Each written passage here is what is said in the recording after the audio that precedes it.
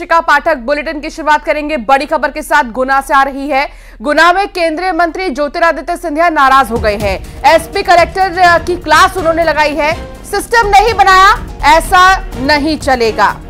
साथ ही मिलने पहुंचे लोगों को परेशानी को लेकर उन्होंने अधिकारियों की जमकर क्लास लगाई और उनका कहना है कि नागरिकों को कोई परेशानी नहीं होनी चाहिए।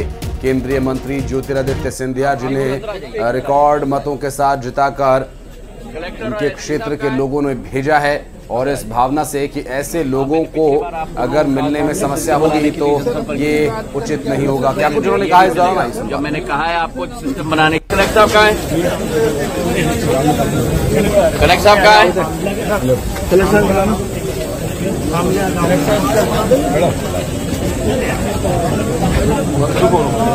ये ज्यादा अच्छा है, मैं उधर ही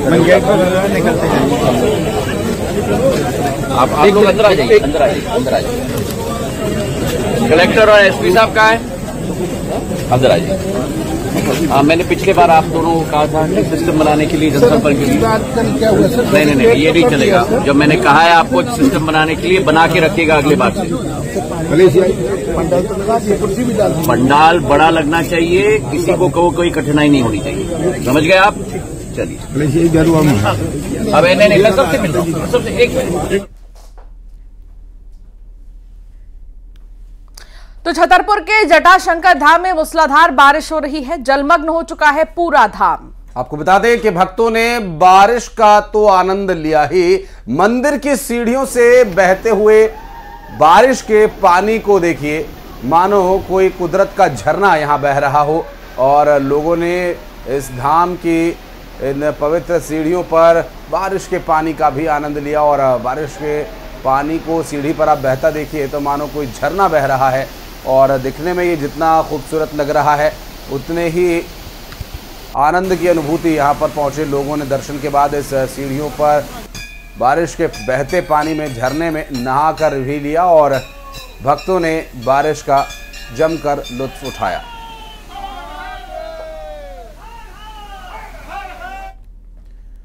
और श्योपुर में झमाझम बारिश से लोगों को तपती गर्मी से राहत मिली और साथ ही कुछ परेशानी भी इस बारिश ने बढ़ा दी है। मेहरवानी गांव में रास्ता नाले में तब्दील हो चुका है। यहां किसान के खेतों में पानी भर चुके हैं। वहीं कच्चे मकान वालों को मकान के गिरने की चिंता सता रही है। परेशान हैं लोग। और आप देखिए कि बारिश से तपती गर्मी से राहत तो मिली है, लेकिन आफत से कम नहीं है, क्योंकि हर तरफ पानी ही पानी और रास्ता नाले में तब्दील हो चुका है। जिनके घर कच्चे हैं उन्हें घर के गिरने का डर सता रहा है।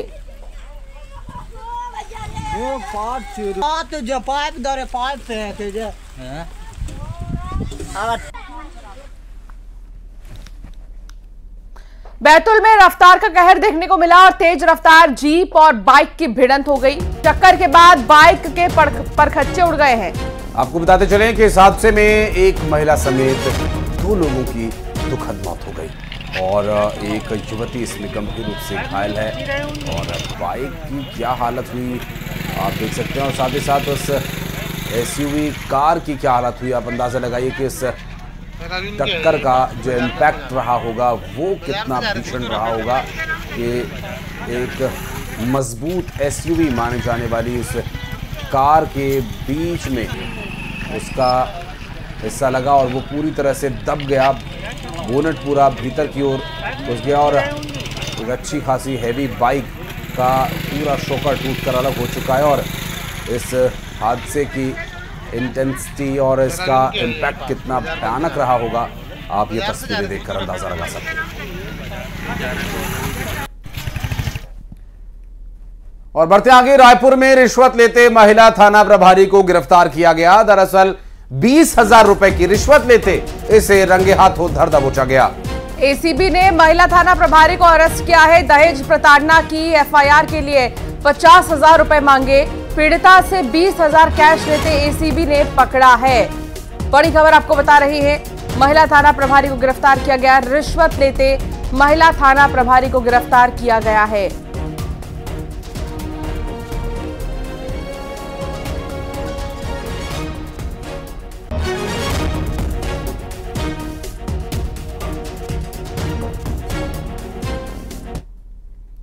तो वहीं रायपुर में कार के शोरूम में भीषण आग लगी थी, जिस पर काबू पा लिया गया है। और शोरूम की दीवारों को पहले तोड़ा गया, दीवार को तोड़कर आग पर काबू पाया गया। कड़ी मशक्कत के बाद किसी तरह से प्रशासन ने आग पर काबू पाया। और देखिए किस तरह से कूलिंग के लिए यहाँ पर दीवारों में बड़े बड़े गड्ढे किए गए और उन्हीं के द्वारा जो शोरूम के अंदर का हीट है उसे बाहर निकाला गया। चूंकि आगजनी की घटना के बाद जो सबसे महत्वपूर्ण काम कूलिंग का होता है, जिसमें कि आग लगने की सभी संभावनाओं को निरस्त किया जाता है, ये उस दौरान की तस्वीर आपको हम दिखा रहे हैं। आग जल्दी बुझ जाती है लेकिन कूलिंग के काम में समय लगता है और ये वही कूलिंग का एक जो प्रोसेस चल रहा है उस वक्त की तस्वीरें हम आपको दिखा रहे हैं। और राहत की बात ये रही कि यहाँ किसी तरह की कोई जनहानि नहीं हुई। और बढ़ते आगे, भिलाई गोलीकांड मामले के 2 आरोपियों को अरेस्ट किया गया। नागपुर और दुर्ग से इनकी गिरफ्तारी हुई। सागर बाग उर्फ डॉगी नागपुर से अरेस्ट किया गया है। बता दें कि मुकुल सोना दुर्ग से गिरफ्तार हुआ है। इसके अलावा मैगजीन, 2 जिंदा कारतूस और एक चाकू बरामद हुआ है। मौके से मामले में अब तक 5 आरोपी गिरफ्तार हो चुकी हैं। भिलाई गोलीकांड के 2 आरोपी अरेस्ट हुए हैं। नागपुर और दुर्ग से ये गिरफ्तारी की गई है। सागर बाग उर्फ डॉगी नागपुर से अरेस्ट हुआ है तो मुकुल सोना दुर्ग से गिरफ्तार।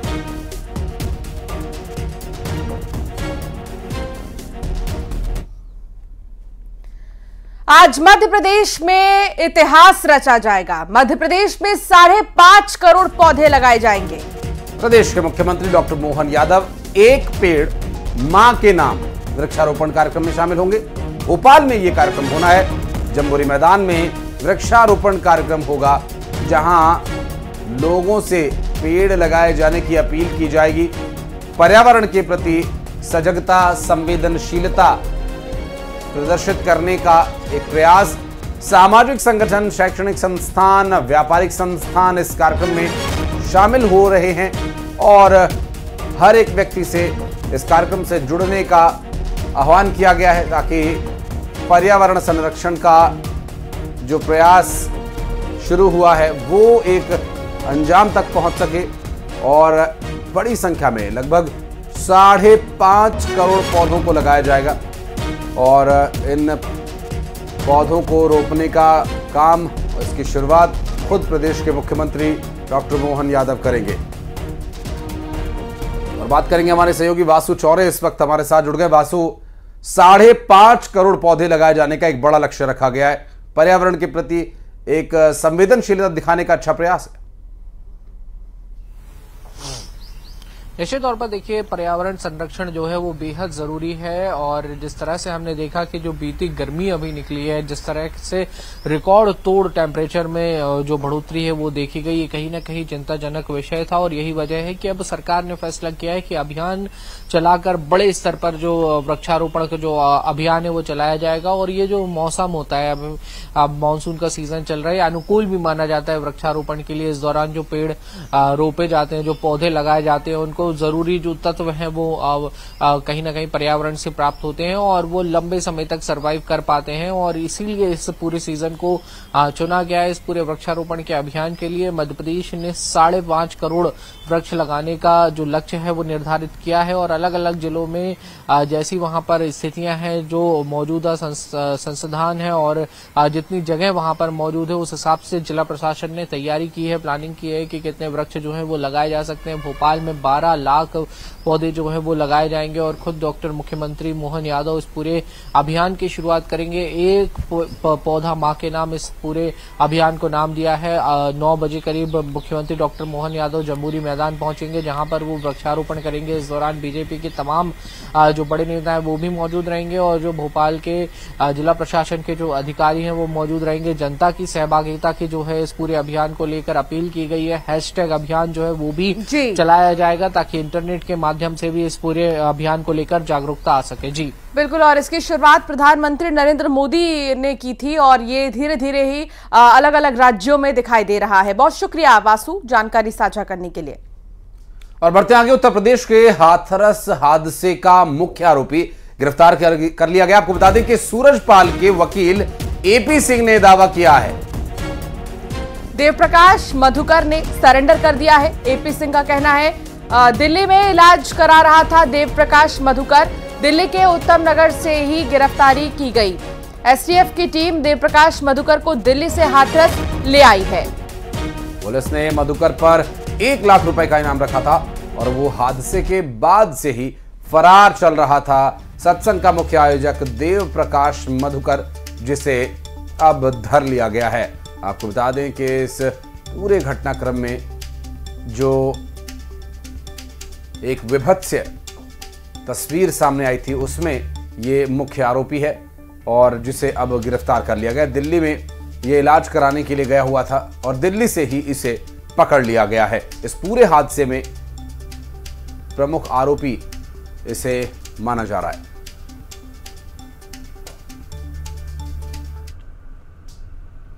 में जो एफआईआर में नामजद किए थे देवप्रकाश मधुकर, जिसे मुख्य आयोजक कहा गया था, आज हमने पुलिस को, एसआईटी को और एसटीएफ को यहां दिल्ली से उनके सामने, क्योंकि इलाज करा रहे थे, बुला के सरेंडर कर दिया है। ये मेरा वादा था कि हम कोई एंटीसिपेटरी बेल नहीं लगाएंगे, कोई एप्लीकेशन नहीं लगाएंगे और हम किसी कोर्ट में नहीं जाएंगे, क्योंकि हमने किया क्या, हमारा अपराध क्या है। वो इंजीनियर हैं, हार्ट पेशेंट थे, डॉक्टरों ने कहा ठीक अब थोड़ी सी स्थित है, हमने बिना किसी देर लगाए, लोग कहते अगले दिन, हमने आज वादा किया था, आज आप लोगों से कहा था कि हम देवप्रकाश मधुकर को सरेंडर करेंगे, पुलिस के सामने ले जाएंगे, पूछताछ करें, इन्वेस्टिगेशन में भाग लें, जांच में भाग लें। हमने उनको सौंप दिया है एसआईटी को और उत्तर प्रदेश पुलिस को।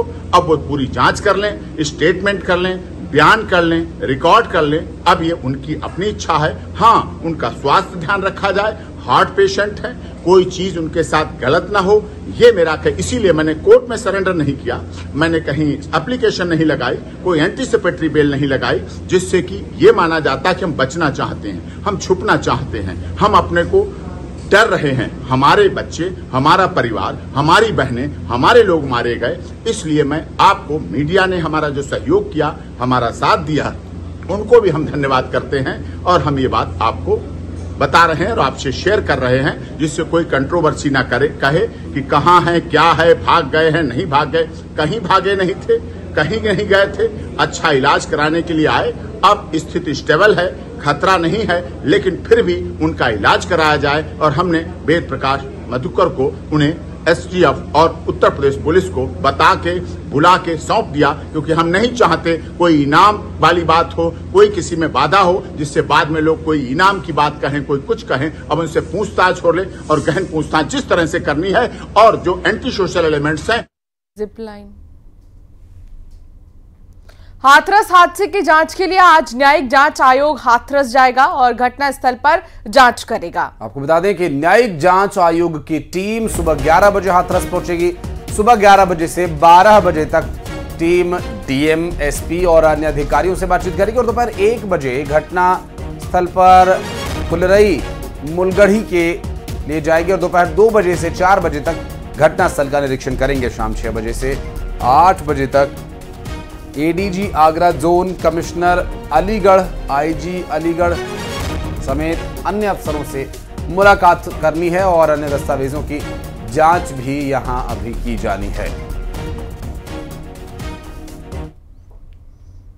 ग्वालियर में ट्रैफिक जाम के दौरान सिपाही ने कार चालक को थप्पड़ जड़ दिया और घटना का वीडियो सोशल मीडिया पर वायरल हो रहा है और वीडियो वायरल होने पर एसपी ने सिपाही पर कार्रवाई करते हुए लाइन अटैच कर दिया है। साथ ही मामले की जांच सीएसपी को सौंप दी है। एसपी ने माना कि सिपाही का आचरण सही नहीं था, लिहाजा जांच के आदेश दे दिए गए हैं।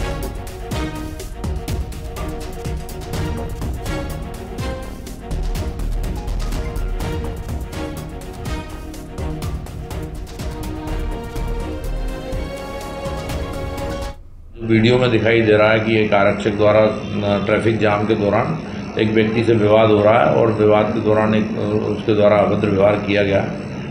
चूँकि यूनिफॉर्म में होकर अनुशासन में होने के बावजूद इस प्रकार का कृत्य सोशल मीडिया के माध्यम से पता चलने पर पुलिस अधीक्षक महोदय द्वारा गंभीरता से लेते हुए उसको लाइन अटैच किया गया और उसकी जाँच सीएसपी को दी गई। और बैतूल में ढाबे के अंदर आदिवासी शख्स की पिटाई का एक मामला सामने आया, जहां पर 6-7 आरोपियों ने मिलकर बेरहमी से एक शख्स को पीटा है। घटना का सीसीटीवी भी सामने आ चुका है। आदिवासी संगठन ने घटना पर विरोध जताया है। चिचोली नगर को बंद कराने के लिए रैली भी निकाली है। कुछ दिन पहले की ही घटना बताई जा रही है। ये सीसीटीवी फुटेज आप देखिए, सब कुछ इसमें नजर आ रहा है। आदिवासी संगठन ने घटना पर अब विरोध जताया है, कार्रवाई की मांग कर रहे हैं।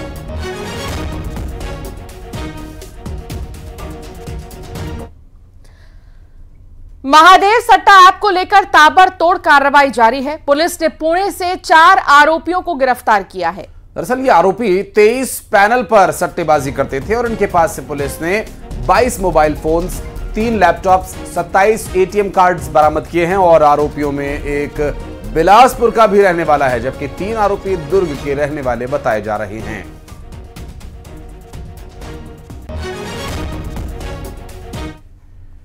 और खंडवा से पकड़े गए आतंकी फैजान को लेकर बड़ा खुलासा हुआ है। आतंकी फैजान ने फेमस होने की सनक पाली हुई थी। एटीएस के टीम के पहुंचने पर भी वो खुश हो गया था। उसे लगने लगा था कि अब मेरा नाम लोग जानने लगेंगे। फैजान के भाई इमरान ने कई राज खोले हैं। इमरान के मुताबिक वो इंडियन मुजाहिदीन के फाउंडर यासीन और रियाज से बड़ा बनना चाहता था। यही नहीं, आतंकी भटकल का घर देखने के लिए वो कर्नाटक भी गया था। बताते चलें कि सिमी आईएसआईएस से जुड़े खंडवा के ही रकीब की जब गिरफ्तारी हुई थी, तब एसटीएफ की टीम का विरोध हुआ था और विरोध करने वालों में फैजान भी शामिल था। सोशल मीडिया और इंटरनेट पर फैजान की गतिविधियां संदिग्ध थीं और इसे देखकर रिश्तेदार, घर वालों को फोन पर घर वाले उसे समझाते भी थे। यही हम उसको समझाते रहते थे हमेशा, बेटा बड़ा है, जवान हो गया, तू शादी करवा दिए, जिम्मेदारी को समझो। नहीं, वो सिर्फ हीरो बनने के चक्कर में रहता था, फेमस होने का था। और वो जिस तरह से मुस्कुराता हुआ घर से गया है, उसने ये सोचा कि अब मेरा नाम अखबारों में छप जाएगा, अब मेरा मकसद पूरा हो गया। फैजान 8 क्लास तक पढ़ा है, सबसे कम घर में वही पढ़ा है। सुकमा से 7 नक्सली अरेस्ट हुए हैं। विस्फोटक भी उनके पास से बरामद किया गया। और बताते चले कि जिला बल डीआरजी बस्तर फाइटर्स ने ये गिरफ्तारी की है। और सुकमा से बड़ी खबर, 7 नक्सलियों के अरेस्ट की। इससे पहले लगातार नक्सलियों के खिलाफ कार्रवाई करते हुए सुरक्षा बलों ने जो कार्रवाई की अब तक, उससे एक और कदम आगे बढ़ते हुए 7 नक्सलियों की गिरफ्तारी हुई है।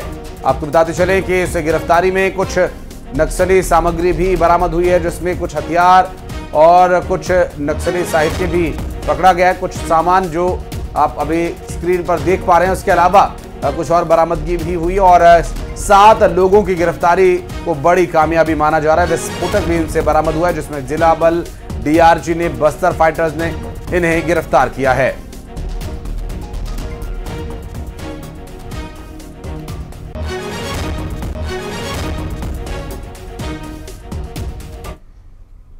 और बढ़ते आगे, आपको बता दें कि धमतरी तहसील कार्यालय में एसीबी ने रेड की है और नायब तहसीलदार 50,000 रुपए की यहां घूस ले रहा था। कब्जा खारिज करने के लिए रिश्वत मांगने का आरोप है तहसीलदार पर। धमतरी तहसील कार्यालय में एसीबी ने छापेमारी की। उस वक्त नायब तहसीलदार 50,000 की रिश्वत ले रहा था। कब्जा खारिज करने के लिए रिश्वत मांगने का आरोप तहसीलदार पर लगा है। जैसे ही मामले का खुलासा हुआ, वैसे ही एक्शन।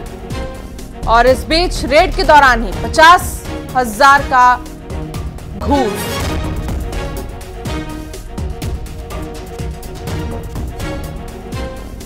तहसील कार्यालय में इस वक्त हम खड़े हैं और अंदर देखिए एंटी करप्शन ब्यूरो की कार्रवाई चल रही है।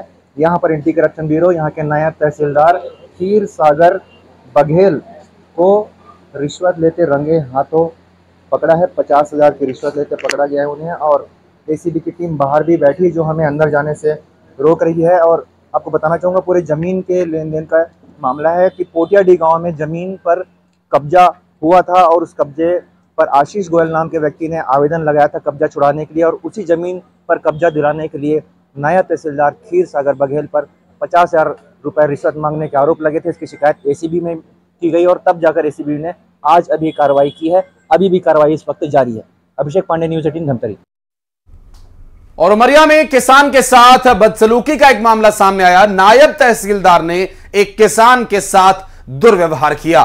सीएम हेल्पलाइन में शिकायत से नाराज थे। किसानों की भीड़ बढ़ने पर तेवर बदल गए, अपने बैग की तलाशी भी देने लगे। नामांतरण के लिए रिश्वत मांगी गई और रिश्वत को लेकर किसान ने शिकायत की थी। नायब तहसीलदार मानपुर तहसील में पदस्थ थे। उमरिया में किसान के साथ बदसलूकी का ये पूरा मामला है और नायब तहसीलदार ने ये बदसलूकी की है, किसान के साथ बदसलूकी की है। साथ ही बता दें कि सीएम हेल्पलाइन में शिकायत से वो काफी नाराज हो गए थे, इस वजह से उन्होंने बदसलूकी की। किसानों की जब भीड़ बढ़ने लगी तो फिर उनके तेवर बदलते नजर आए।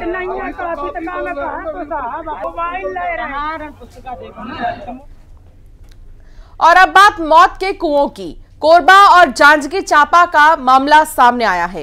दरअसल कोरबा में कुएं में गिरने से 4 लोगों की मौत हो गई और बताया जा रहा है कि कुएं में गिरे शख्स को बचाने के चक्कर में 3 और लोगों की जान चली गई। पिता को बचाने उतरी बेटी और इन दोनों को बचाने के लिए कुएं में 2 पड़ोसी उतर गए, उनकी भी मौत हो गई। उधर जांजगीर चांपा में भी इसी तरह का मामला सामने आया है, जहां कुएं में गिरी लड़की को उठाने के चक्कर में एक शख्स कुएं में उतरा है। जब वो बाहर नहीं आया तो उसके पीछे गए 4 अन्य लोगों की भी मौत हो गई। मौत की वजह जहरीली गैस को बताया जा रहा है और ये दोनों ही तस्वीर अलग अलग शहरों की आपको दिखा रही हैं, कोरबा और जांजगीर चांपा, लेकिन मामला एक जैसा है। कुएं में जहरीली गैस की वजह से जितने भी लोग यहाँ पर उतरे सबकी मौत हो गई।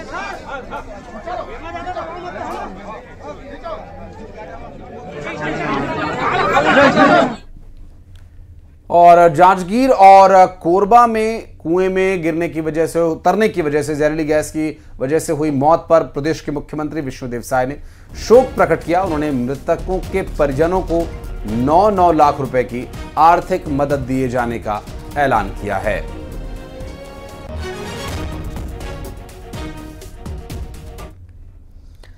धार भोजशाला पर जैन समाज की याचिका खारिज हो गई है। जैन समाज ने भोजशाला पर पेश किया था दावा। हाईकोर्ट की इंदौर बेंच ने यह याचिका खारिज कर दी है। आर्कियोलॉजिकल सर्वे ऑफ इंडिया की जैन तीर्थंकर नेमिनाथ की 2 प्रतिमा यहां से मिली हैं और साथ ही प्रतिमा के आधार पर यह याचिका लगाई गई थी। जैन समाज का कोई दावा यहां नहीं बनता, हाईकोर्ट का इस पूरे मामले पर कहना है और हाईकोर्ट ने स्पष्ट किया कि जैन समाज का यहां कोई दावा नहीं बनता है। आपको बता दें कि आर्कियोलॉजिकल सर्वे ऑफ इंडिया की टीम यानी एएसआई की टीम जो है लगातार यहां पर सर्वे कर रही है।